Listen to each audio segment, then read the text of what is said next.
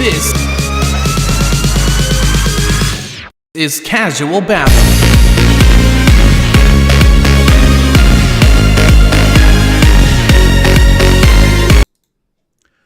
Good morning, you beautiful individual. Welcome back to Casual Babble, and welcome back to the newest morning show coming to you live from Race City, USA, in the good old Charlotte market in North Carolina.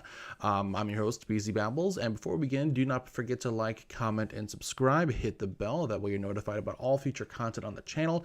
If you're listening to us on Podbean, go ahead and leave a follow. Make sure that you're engaged with us in the future, and if you're looking for a chance to support the community, go ahead and check out the Patreon and the Buy Me a Coffee links included in the bio or description of the show. Just check it out down below.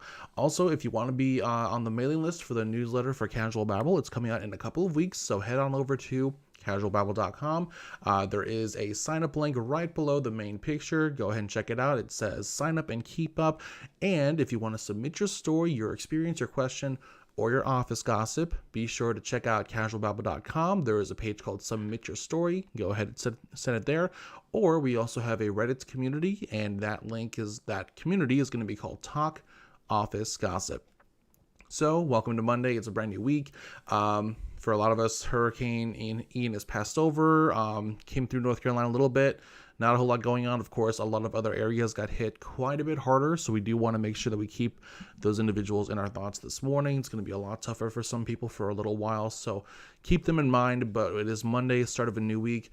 Let's start the day off really strong with a lot of good vibes and energy.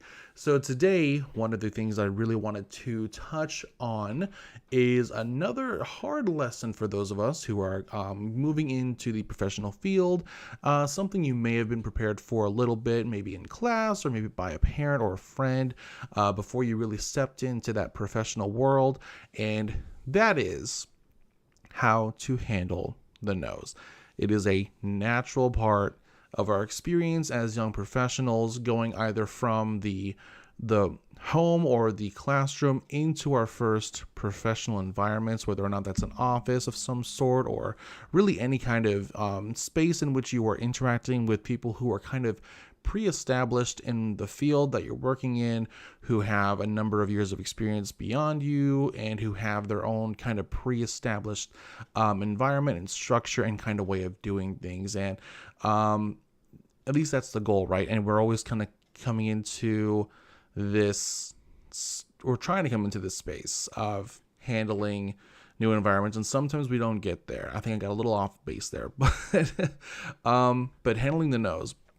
You know, obviously, when you are preparing to enter this world of business and professionalism, the most natural part of doing that is dealing with interviews, right? And that process by itself can definitely be a little arduous, can be a little outdrawn, but it's something we got to learn how to prepare for, right? And sometimes even in the best interviews, we can go into a conversation where they've set a time frame of like 20 minutes. We end up having a really good conversation and taking up 45 to an hour's worth of their time, and we still might get a no. Really annoying. Trust me, I get there. I've been there. I got like 3 or 5 no's last week after having conversations with people, so I totally get it. And that's why I'm here, to tell you that it's a very natural part of the interview process, trying to enter those new spaces. But how do we handle those things? So I will admit, the first few times I received a no from an interview from a space that I wanted to work in, I didn't know how to process it. You know, obviously, when I go into an interview, when I even agree to an interview, it's for a job that I do really want, that's an environment that I think would be really fitting for myself as a person, as a professional or a young professional. And, you know, obviously, I put a lot of, not a whole lot, but I think an understandable amount of emotional and mental kind of investment into imagining myself in that new role, what it could be like, what advancing through the company I'm trying to get into could look like. And obviously to receive the no is kind of to be like, oh, well, you know, damn, you know, that's not what I was looking for. But it happens, right? Now, it took me a little while to learn this, but and everyone's different. So hopefully you learned this earlier, and I think it's a really good tool. what I've learned, especially if I know that despite the no, I've had good conversation with the individuals who are overseeing the hiring process. That's one, and this takes a lot of control of one's pride to do this, but I always try to say thank you for the chance to speak with you in person, to discuss the opportunity, to allow me to present to you guys the kind of person that I am, and the kind of person I could have been to work with. So thank them for the opportunity to have spoken to them at length about the opportunity. But then what I always do, and what should be, I think, honored, is always asking for feedback. Now, I think a lot of times those of us, especially those of us who are millennials and younger, we kind of grow up in this world with this kind of knowledge expectation, or at least this kind of expectation that the older generations tend to kind of see us as either not wanting to do better, or that we have this idea that we already kind of know everything. And for a lot of us, that's not true. We do want to learn. We do want to grow. And, we kind of a lot of times we enter into this world where those expectations are obviously pre-established, and we want to know what we can do to develop ourselves to where we can kind of meet those expectations, right? So I always think asking for feedback, one, is very professional. It shows that you have a great level of maturity, which can go a long way, and it provides you, secondly, and especially if they respond, the chance to learn about what held you back. So I do always ask, again, I say thank you for their time, but then I'm always like, okay, if you could, or I don't even say if you could, because they really should be able to, but I always say, can you please provide me feedback as to what kept me from being that prime candidate, either in your eyes or the eyes of your team? I would really love to know. That way I can just work on, whatever that is, because it can be so many things. And, obviously a lot of times, and I don't know why, but a lot of times they don't mention it during the interview, kind of what seems to be holding you back. And sometimes it's something that you can definitely fix in the moment. Like for me, so I lost out on what could have been a really, really cool job opportunity for me back in like 2016, because my first full-time job out of college, I knew pretty much immediately, and I think I mentioned this on the last episode, I knew that I wasn't going to want to be there forever. So I had this really cool interview for a digital content coordinator or manager for a local television station, which was going to be cool. And I went into the interview. I felt excited. I was excited. I was really interested in the job, and we had a good conversation. I thought the interview went really well. And granted, a bad interview when you really have a bad interview, because if it's not a good conversation, they're going to cut you off at 5 minutes, and that's even if you make it that far, right? So good conversation. I felt good about the entire experience, but I lost the opportunity. So when I inquired about, kind of what happened, what kind of came across as not the best for the company, I was told I seemed disinterested in the job, which threw me back, right? Because again, I felt really interested in the job. I really wanted to be considered for it. And so I couldn't figure out at first, what that meant. And I can't recall, it's been so many years, but I can't recall if I reached kind of back out to him to clarify, or if he included in the email that he sent me that it was like my countenance, right? It's how I held myself. Something about how I was kind of presenting myself made it to him seem like I was disinterested, which kind of broke my heart, because again, I was really into the job. I had read through the description, and of course through the conversation I had with him and his other coordinator at the time, because I'd be working with her. I was so excited. But I think what happens is, and I realized this later, is that I kind of have a bit of RBF, which, just in case you don't know what that is, it's rustic bitch face. So I had to learn that about myself, right? That's how I got that no. but the funny thing about it, that particular situation is like, it's so, and I think this, maybe a lot of us can kind of harmonize with this, but when I'm listening to somebody talk, I'm not focusing on, I guess, presenting myself in a particular way. I tend to look like I'm focusing, or like I'm not that I'm not happy, but when someone's talking and either explaining the job or they're telling me more about themselves, I'm focusing on listening to them. I'm focusing on really hearing what they're saying so that I can take that info that they're providing to me and I can, work with it for further conversation. So I think as a result, I may come off kind of like listening, like in such a way that maybe it comes off as somewhat disinterested. And I had no idea.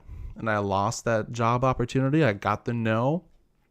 And I was like, well, damn, but I still asked for that feedback, and thankfully I got it. And I think over the couple of years, I've found a way to retain more of a happy presentation without it feeling too fake. And granted, you shouldn't have to go into an interview. Excuse me. You shouldn't have to go into an interview feeling fake, right? You shouldn't have to go in there presenting yourself in a way that doesn't make sense to who you are. And clothing, like not just clothing wise, but just like, again, personality wise, you shouldn't have to go into a situation like that feeling like you have to present some alternate version of who you are, because that doesn't really make any sense. Because eventually you're going to want to be able to be who you are, especially if you get the yes and you enter that environment. Best to be sure that you can just be yourself. So, first lesson, always say thank you for the opportunity, and can I get feedback? Feedback's really good. Now, I will say these hiring managers could be a bit better about providing the feedback, because not everyone does it for some reason. I'm not sure why. I feel like, if you've taken some time out of my day, the least you can do is provide me 20 seconds worth of feedback, and we should be good to go. So the other thing I wanted to mention is that receiving no's, I think over time, I've realized that hearing no's sets a decent expectation. And not in the sense that you want to expect the no's, because we never want to expect the no's, though we sometimes kind of leave an interview or a conversation with this like heart-dropping sensation that, oh my God, that's not going to work out. But I think receiving the no's, and this may sound like a harsher pill to swallow, but I think it helps to set a proper expectation about the professional world and how tricky it can be sometimes to get that awesome job. And I think that hearing the no's a couple of different times helps us to realize, okay, let's make sure that every single time we're going out for one of these gigs that we are, crossing all the T's, dotting the I's, and making sure as many of our ducks, if not all of our ducks, are in a row before we talk to anybody. So, yeah. And granted, of course, we don't want to receive as many no's as, say, that I have, because that gets a little depressing at some point. But the no's do provide, I think, a really strong, necessary expectation of what one can see when trying to go out for as many jobs as one does these days. And these days, trying to make rent, trying to be able to pay your bills, some of us are having to go out there and do a number of different jobs, and that can definitely be a pain in the butt. And no's are definitely going to be something that happens. So expect it, but with that in mind, with the expectation that no's will happen, one thing I want you to not do is allow that to convince you that that's the only response you'll get. Because I think if we do that, we rob ourselves of the opportunity to be optimistic. And we don't want to lose the ability to be optimistic. Pessimism is only fun for comedy, let's be honest. And I think losing our optimism hurts us in a way that we shouldn't allow the work economy to hurt us, right? For the most part, we can't control how crazy the market is and how these companies are operating. So do anything you can to retain the optimism that something will work out and that something will come your way. To me, for me, honestly, if I feel particularly down about a certain no that I got because of how good the job could have been, what kind of career it could have provided, or if I'm just feeling down about, I've been in a job that I don't feel is going to take me anywhere, or maybe, I may have gotten fired recently and I'm trying to understand, what I can do from there. I do a number of things just to get myself back in kind of a hype mood. And again, make sure I don't lose that optimism, because I'm trying to retain that lucky can go attitude that I, typically have before I receive or kind of have that emotional mental drop, right? So what do? I will rewatch one of my favorite shows. Typically Ugly Betty. I'm not going to lie. I love Ugly Betty. I did not watch it very much while it was happening on ABC, but I think right before or during college at some point, I kind of came across the show again on Hulu, and I binged the hell out of that show. If you haven't seen Ugly Betty with America Ferrera, it's really, really good if you're looking for a kind of, what's it called? Like a... one of those shows that you watch just to feel good, right? It's a feel-good show. There you go. So it's a really good feel-good show if you're looking for a story about someone who kind of enters this world that they're not very familiar with, and watching them build up into this pretty formidable individual within that industry, and just really kind of seeing them launch. So I watch Ugly Betty all the time when I can afford my Hulu subscription, because let's be honest.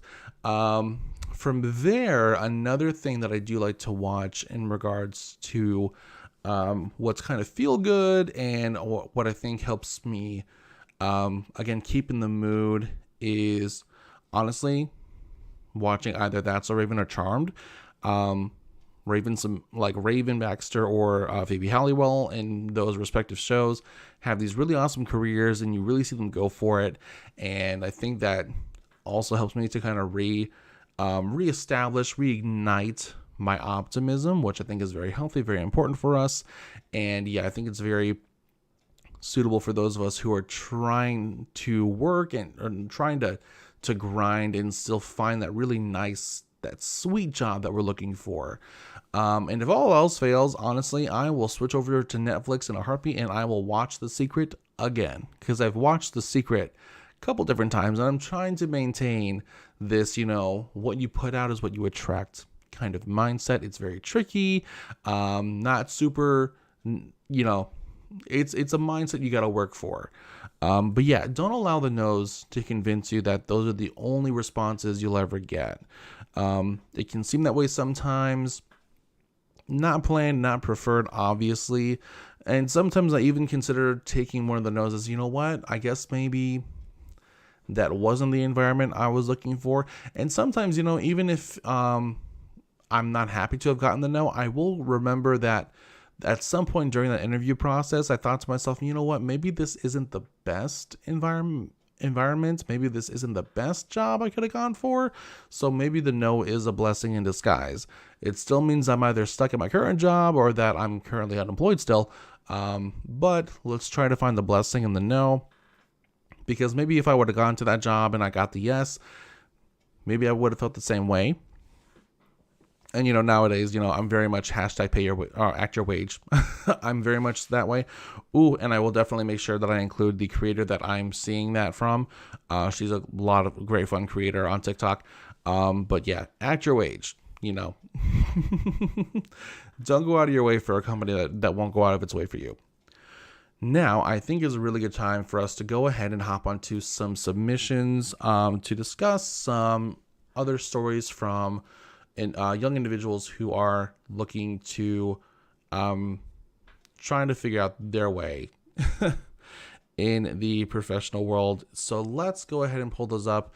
Again, if you're looking for a chance to submit your story, your question, or your office gossip to the show, you can do so in a couple of ways. You can head on over to casualbabble.com. There is a page called Submit Your Story, and you can either submit your information there, or if you prefer to just be a bit more anonymous, granted, you can put anonymous as your name on the submission sheet on the website. The other option you have, and again, both of these links are in the description or the bio for the show.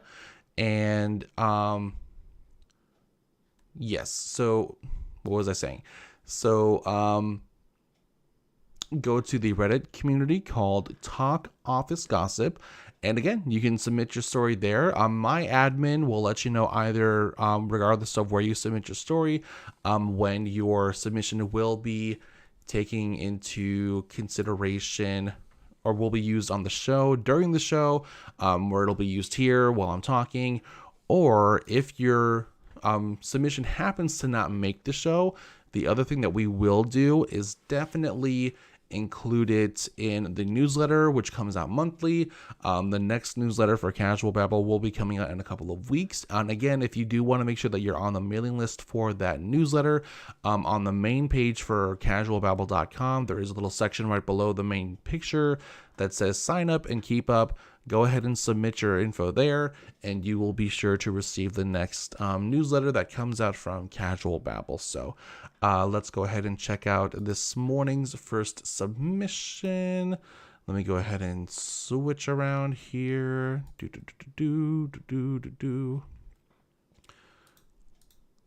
See. How many of y'all have like mornings where it's like you've got way too many profiles and you have to remember how to switch to everything? Okay, so the first story this morning is called Tips for Responding to a Low Offer. I was just notified that I've been selected to receive an offer for a senior director non-technical job. I'm super excited about this job. I haven't received the offer yet. I think it's just taking a long time, and the recruiter was apologizing and telling me not to go anywhere. During my initial phone screen, a junior recruiter asked me about comp expectations. I said, I'm looking for around $200,000. Love that. And he said, well, the form I have wants a range, and typically we ask for the big range like 40K or so. That's a very big difference. I can't just plop 200K on there. Should I put maybe 180 to 220? I was traveling and was on 6 hours of sleep. I should have made 200 my minimum, but he planted this seed in my head. So I said, let's do 185 to 220. Okay. But it's an estimate based on the full comp package and learning more about the position. I then asked my standard question, how does that land with the budget you have for your job? And he said, I don't even have access to that. My boss has it, but my eyes aren't popping out of my head at those numbers, if that's what you're asking. To me, I'm thinking, oof, I left money on the table already. Same. Going through the interview process, it's clear that this is a more senior job than I anticipated from the job description. I also learned that they had the job posted initially as director and has to raise it to senior director and repost it because they got poor quality candidates. Okay. So if I could redo my salary range today before ever receiving numbers based on the interview, I would probably say 210 to 240. Good. I like that.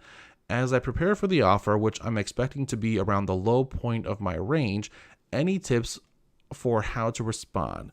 Have I already shot myself in the foot? Trying to get from 180 to 215 plus seems impossible, but maybe not from the company's side of things. So what I do like is that you did ask for the budget of the job, which I'm always like, whenever they ask you about your expectations for the salary, one thing I do like to do is try to do some research beforehand, and that's if they don't post the expected salary range on Indeed or LinkedIn, wherever you found out about the job, right?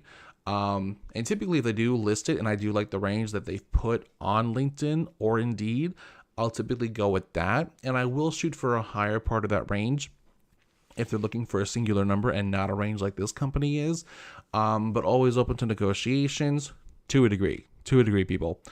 But I think you said in here that you mentioned, let's do 185 to 220, but it's just an estimate based on the full comp package and learning more about the position. So I think since you planted that seed in their head, I would think that since you planted that seed in their head, that they would know that as you would learn about the package, that you would still at some point alter the range if you realize this. And you mentioned that you realized the position is more senior than you anticipated. So I would have shot up to that 215 to 240 that you mentioned. You already told the recruiter that you were speaking to that that's something you would likely do. Honestly, that's what I would do. I would bring it back up to the recruiter and like mention to them that you had mentioned that once you learn more about the job, you'd likely alter the range you were looking for, since they're looking for a range, and then let them know that this is what you'd ideally be looking for, especially if you feel like, depending on how senior the position is, if 215 to 240 matches, then I think there's zero problem with asking for that, because you want to make sure that for a position that you're performing for, that you are clearly being paid what is going to reflect that kind of work and that kind of investment that you're putting in for the company. So I think that you didn't shoot yourself in the foot as much as you believe you did, because again, you mentioned that the first range you provided to them was essentially conditional, and you learn more about the job, that condition did come into effect, and that you could go ahead and bump up to that other range that you mentioned. So yeah, I would definitely say you should be good. Honestly, that's what I think. You should be good. All right, so thank you for that submission. I really, really appreciate it. So let's go ahead on and find our next submission for today. Let's see here. Looks like this one's from an actual manager, which I think is a first for me. Okay, so this one is called, how do I go about an employee stealing small items? Ooh, I know a particular co-working owner who would love to know about this one. Let's see. I've already talked to my boss about this, and he kind of blew it off. He likes to give very ambiguous answers. He's not the best. Sounds that way. We're a small company, and that doesn't have HR. Ooh, that could be an issue. I have an employee that has been stealing small items by multiple staff members. I haven't seen it myself, and no one has actually caught her in the act, just found items in her purse or her pockets. It's been reported to me 3 times in the last month. I want to fire her this week. Is this enough information to go on for termination for this reason? Thanks in advance. So I think the hard part here is going to be the fact that you yourself have not seen her, therefore you can't be an eyewitness to the theft. But if people have been reporting it to you at least 3 times and they have seen it, I would definitely circle back around to those employees and honestly be like, hey, we're going to address this with this employee. You mentioned this to me. Are you willing to essentially not testify, but like, are you willing to essentially back up what you told me and say that you found what you found in her purse, or you saw what you found in her purse or on her persons, and then you know for a fact the items that you saw in her possession were from the company, were from the workspace, and address it that way. I honestly don't understand this whole thing with people stealing stuff from places they don't own. So again, I work with a company, right? And there's been a thing about people taking the silverware, and it's like, y'all, how like I think it's honestly very trashy. Like, how are you stealing things? I mean, I think it's one thing if you just like take a few little small servings of creamer home for coffee. I think that's fine, but I've been with places where the people who go there and use the space have legit taken entire silverware sets. Like, for real? That I think is really trashy. Like, stop taking stuff that isn't yours. I think it's one of the most childish things in the world to go into an office space and either over time or like in one fell swoop to take an entire silverware set. Like, what are you doing? Like, especially, and I think the places I've been to where this is happening honestly, there are cameras that oversee those spaces. Personally, I'm not, and for some of them, I know it's been going on for a little while, so I'm not quite sure how they haven't found it yet. But yeah, come on, like grow up. Don't steal silverware from public spaces. Like it's not your house. You don't own the space. You don't own anything in there. So how you've found yourself under this delusion of taking things makes no sense. So I would definitely say find a better hobby, because that's that again, I think that's just really, really, really trashy. It's not cute. So I would definitely alter that the second you have the chance. All right, moving on. So the next one is called the most important hotel guest. It sounds like somebody who has an ego. This will be fun because I've been a concierge before. Let's see. One of my first shifts working at the front desk, I met a handful of guests. When we check someone in, we have to go over some info verbally because no one reads the welcome emails. This woman could not be bothered to hear it. About 10 minutes after she went to her room, she came back and was incredibly upset that her door wouldn't lock. Had she listened to me, she would know how to lock it. I ended up having to physically go up to her, and it took about 5 minutes for her to understand. It's the handle that you push in and twist the lock. Oh, it's really simple. And again, I've been a concierge with a place like this, so I totally get it. Later that evening, she comes back and is complaining that the Wi-Fi is too slow. It's about 8:30, so most of the guests are using the Wi-Fi now, so I explained this to her. She told me that she wanted me to ask the other guests to get off because she wanted to watch Netflix. Simple requests, right? Love people with an ego. The next day, she's lost her child's bottle, and after I checked the lost and found, I told her I'll give her a call if it turns up. This wasn't good enough, and she demanded I look for it for her immediately.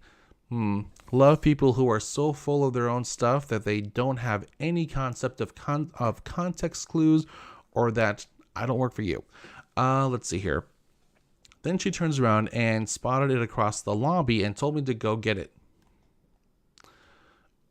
I may have gotten fired on this day, I'm not gonna lie. I was seated behind the desk and the bottle was in a guest-friendly area. She was also closer to it than I was. This woman was such a headache. So I was a concierge recently in Uptown, and I worked in what's called a high-style apartment complex, and that's when essentially all the units are in a singular building, as opposed to like spread out across a property. So I was a concierge for that job, and definitely living in Uptown Charlotte or working in Uptown Charlotte, you're going to meet a menagerie of different kind of people. Thankfully, I had a few really good gems up in there, because if I didn't, someone like this coming across me, I may have gotten fired or at least gotten to talking to, because I would have spoken my mind very clearly. Here's something this is for the bougie people out there who live in places like this and who have this very misguided concept that they should be allowed to speak to people this way. Just because someone serves a company does not make them your servant. If she had told me to go and to the other side of this lobby to get something that she lost, I'd have been like, go. I would not have wasted one additional syllable on this lady and be like, go get your bottle. I am working. I am not your servant. I have things to do here. You lost this object. I just said I wouldn't waste more syllables, but here I go. You lost this object. It is not my job to pick something up for you when you drop something and your body is fully functional. Go take care of it. Some people are horrendously rude, and I'll be the one to say that sometimes with these superbly rude people, life takes a little bit longer than it should to bite them in the butt, because life keeps allowing them to be our problem, and that ain't cool. So let's see. But yeah, if you kept your cool, more power to you. I could not promise that I could have done the same thing, but that's just me. Let's see here. Is working off shift illegal? So my brother works as a chef in a cruise ship which is currently docked in New York. According to his contract, he is only allowed to work 90 hours a week. That is a lot of hours a week. Whew, more power to him. His shift is 15 hours a day, 12 hours working, 3-hour breaks in between. It's been getting busy lately, and he is working off shift on breaks, lunch, and dinner, not enough time to eat. Yesterday, he already reached his 90th hour for the week and was only supposed to work for 11 hours. He ended up clocking out and working 5 more hours off shift. They don't get paid overtime for those times they work off shift, let alone regular hours, so it's free labor. Don't like that. I asked him why he was doing that, and he told me there's tons of work to do, and they can't just leave the kitchen like that or they will get scolded at. He told me that nobody is telling them to work off shifts, but if they leave the kitchen like that, management will give them a hard time. His coworkers already went to the HR to complain about it, but it fell on deaf ears. We love that. I told him that it's not his job whether the job gets done or not when he is already working 15 hours nonstop. Clearly, there's a staffing issue and poor management is what it sounds like to me. He doesn't get paid for those extra hours he is doing. I advised him to stop doing whatever he is doing as soon as his shift is over. I'm worried that if anything happens to him while working off shift, management will not be liable since he is working off shift and they didn't tell him to work off shift. He's just afraid that he might lose this job. I told him that I think that what they are doing is against labor laws already and that he has nothing to be afraid of. What do you guys think? I need advice. So typically, if someone, in my experience, is operating within a company's property when they're not being paid for it, they could get in trouble, but I think it's also a liability for the company. So a good company that has its stuff together would typically want to ensure that no one's able to get in to the property to work off hours, or they have some kind of security team to at least make sure that the owners or the management is aware that off-hour labor is being performed. Now here, I totally agree. And I'm very much, and again, I'm going to tag the creator in the description for the YouTube video. So check that out later. She's amazing. But I'm very big on the idea of act your wage. You know, if you're not being paid past those hours, then don't perform for those hours. It makes no sense. Especially if the company here seems to have this very distorted concept of not paying you for overtime, but expecting you to put in overtime to clean up an area. So I would say definitely, firstly, have a conversation with management. Look, either I'm allowed to, maybe within the last hour of my shift, officially close down the kitchen so it can all be cleaned on time and I don't have to put in overtime in order to get these things cleaned up, or you hire on some kind of overnight team who specifically comes in to clean, because I'm not going to put in these extra hours after my 15-hour shift to clean up this space and not get paid for it. Yeah. Don't go above and beyond for a company, especially a company that clearly has zero intention of going above and beyond for you, because that's just, it doesn't serve you. And that's a big thing too. If it doesn't serve you, there's no reason to do it. And by serve you, it can be serving you either immediately, where like you are again being compensated, like you're getting the overtime, for instance, or serving you in the sense that you know for a fact that doing this favor will result in some kind of promotion in the future or some other kind of benefit. If it doesn't serve you, do not go out of your way. It makes no logical sense. So, yeah. Keep that in mind. All right. Quick one here. Let's see. Fire an employee for missing work too many days but has high performance. Would HR fire a high production value over performing Let's see. Would HR fire a high production value over performing employee? There we go. Who missed 1 or 2 days over what maximum time you can miss? I wouldn't think so. That seems to be, if they were, I think that seems to be a bit harsh, especially again if it's high value, high production. I think 1 or 2 days. I mean, I think there should obviously be a conversation about why those extra days were missed, because clearly in the very beginning, a company's going to tell you, how many PTO days you will either start off with or how many that you'll accrue. And then of course, like personal holidays, things like that. So if you're able to have a conversation about why it happened, there shouldn't be any reason as to why termination should be on the table. And see if there's a way, if you can, just kind of figure out a way around it. Is there a way for the employee to make up the time that they missed? If it's that kind of position where certain amount of time has to be met or like quotas are concerned. But yeah, otherwise I don't think that's going to be a big issue. High performing employee, overperforming employee, I think should be fine missing a couple of days extra. But again, I would definitely make sure to provide the opportunity to have a conversation. That way, it's not like you're taking advantage or you're assuming that your high value performance should earn you some benefits that aren't specifically stated, right? We want to make sure that we are doing our best to operate within what seems fair and feasible. But yeah, just have a convo. See what happens. Let's see, next submission. I quit, but this is still funny. Okay, love it. Let's see. I worked at my Chariot hotel for exactly 1 year, 1 week, and 2 days. Wow, that's very specific. Each day worse than the last. In the beginning, I could handle it because my coworkers weren't half bad. But as time went on, the company started to hire more and more people who act as bodies instead of properly training, often throwing themselves to the wolves. Don't love that.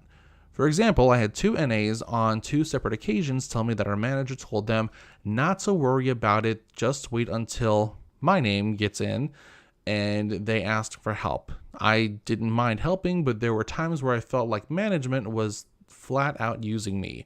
I was frustrated and I had enough, so I quit. When I handed in my notice, the acting task force GM asked if I could just hold out for a while. He offered a raise, finally addressed some of my concerns, and even mentioned that a new FOM was starting in a few weeks.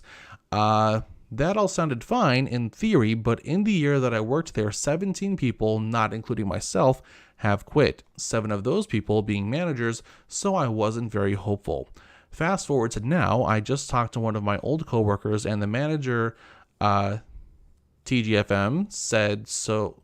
Let's see here. And that manager, weird wording here. Yeah, she quit after 1 week. Oh my God. Let's see. Well, yeah, that sucks. Okay, so yeah.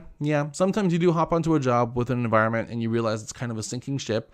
That's kind of how it was with my concierge job. I actually followed their IG account and I saw a video, I think a week or so ago, and I saw that they had completely been bought out by another company. I actually heard that after I was let go that everything kind of fell apart, right? But yeah, they have a whole new company overseeing that building. It's a whole new name, completely restaffed. So yeah, sometimes you hop onto a job and you realize again it's kind of a sinking ship. So your choice at that point really is just to either find a opportunity to jump ship and let them deal with that, or sometimes you ride it till the wheels fall off, or in this case until the ship sinks. Totally your call. Let's see here. Our next submission.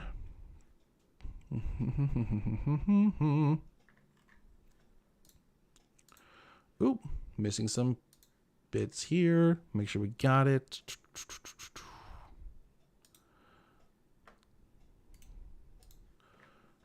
Love new submissions. Again, be sure to check out casualbabble.com. Go to the submit your story section or page to submit your question, your experience, or your office gossip, or head over to Reddit and check out the Talk Office Gossip community and let us know what you think.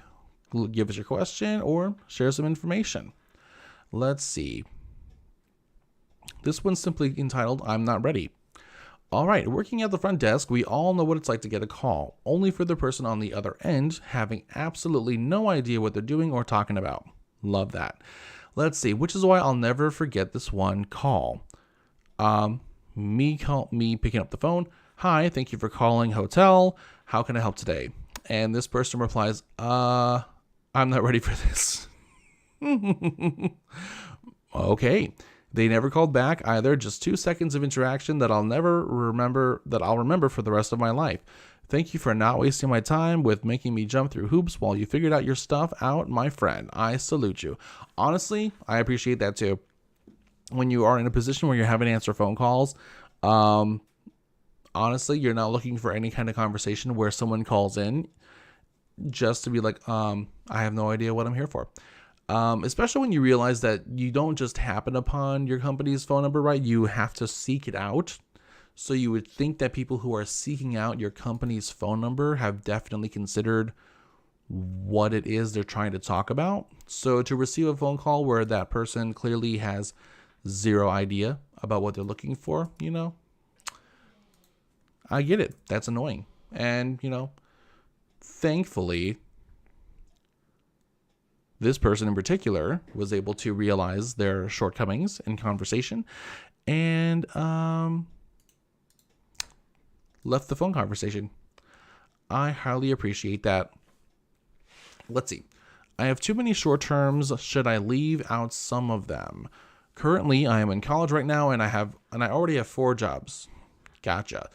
None of which lasted beyond 4 months. 2 were during my COVID-induced gap year. The other 2 I did last summer, and you left after 3 months. I'm really concerned about my resume when I graduate and have a real job that's related to my major. How screwed am I? Can I just pull the I was young and needed to support myself through college card? So I'd say here, you've already mentioned that 2 of them were during COVID. The pandemic understandably threw a lot of companies off. Many businesses shut down. So I think mentioning that a lot of these short terms were the result of the pandemic, I think will work in your favor. It's not about performance. It's not about, at least from what you've told me, it's not about performance. It's not about, say that you were in like a toxic environment with bad management or like just bad people. So I think you should be good. But again, you're also in college. So, people can go through a number of positions in college, jobs in college, and the sole point of any of those jobs is solely for ends meet. It's to pay bills if you're like living off campus and whatnot and such which. So I think you're good.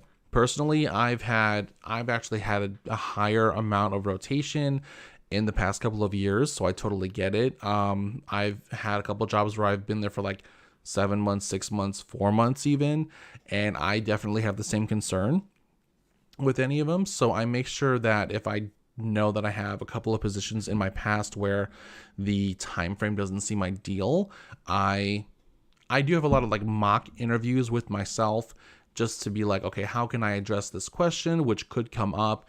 Do I have a way of telling my prospective employer, why this time frame with this position was so short?